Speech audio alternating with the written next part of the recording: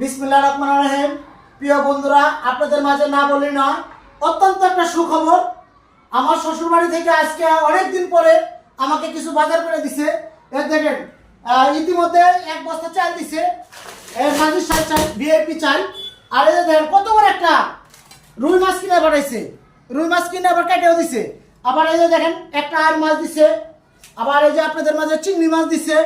আর এই যে বাইলা মাছ পাঠাইছে। আর এই যে দেখেন কিশমিশ।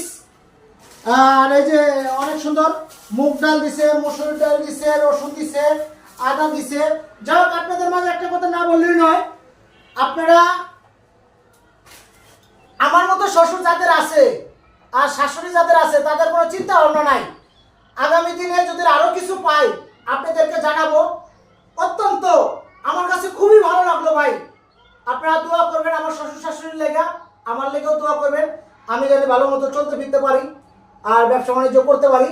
আসসালামু আলাইকুম প্রিয় বন্ধুরা, ভালো থাকবেন।